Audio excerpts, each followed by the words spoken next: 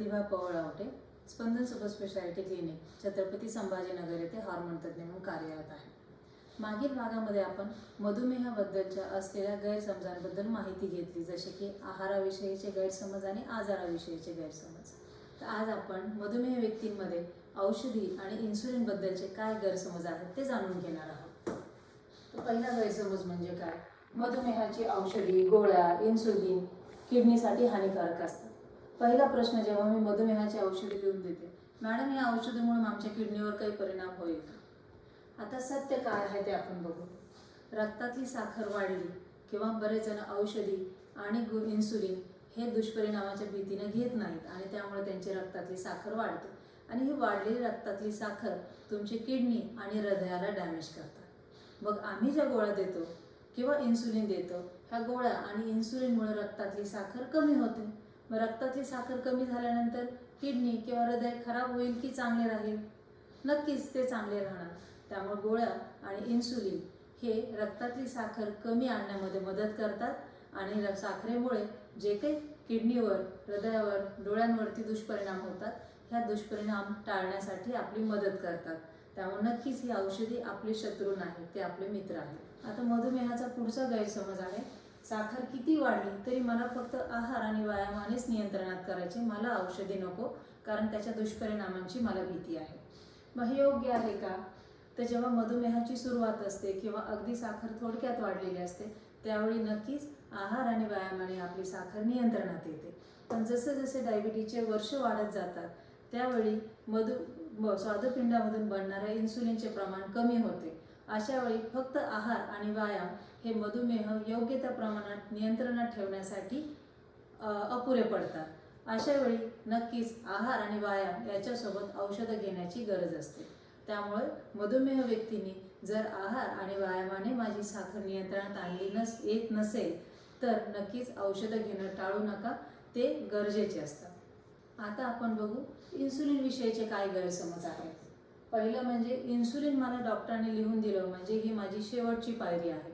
आता मी मधुमेहाच्या शेवटच्या टप्प्यामध्ये आहे आणि मला कुणीतरी इन्सुलिन देतो म्हणजे माझा मधुमेह नियंत्रणात ठेवण्यासाठी मी नापास झालो, अपयशी ठरलो आणि म्हणून मला इन्सुलिन दिलं जात आहे. किंवा पुढचं म्हणजे इन्सुलिनचं इंजेक्शन म्हणजे खूप त्रासदायक आहे.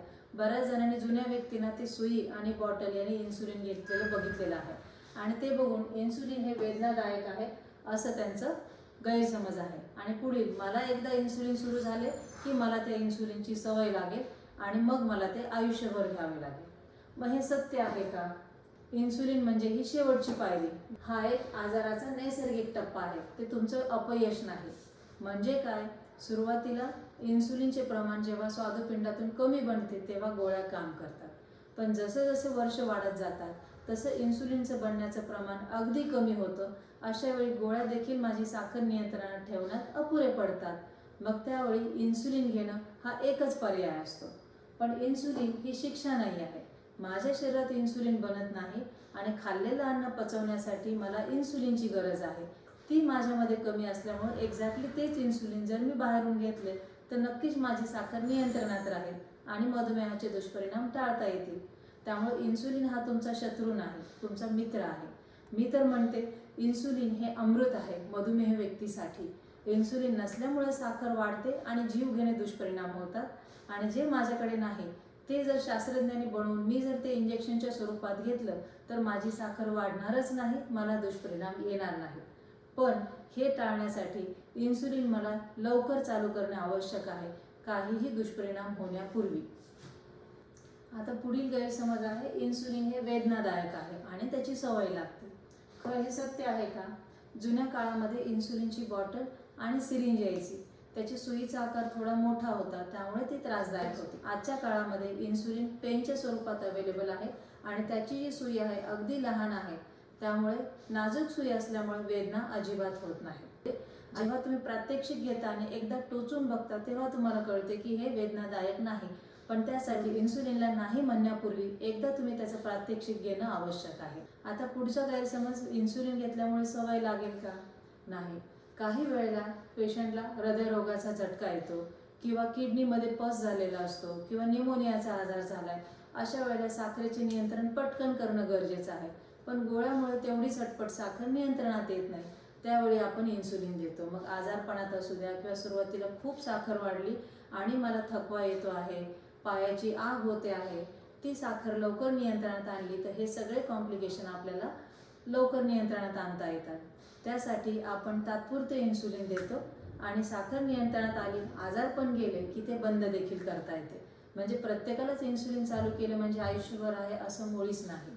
काही वेळेला आपण इन्सुलिन तात्पुरत्या कारणांसाठी देतो किंवा ऑपरेशन पुरतं देतो आणि सगळ्या गोष्टी क्लिअर झाल्या की आपण ते बंद देखील करतो.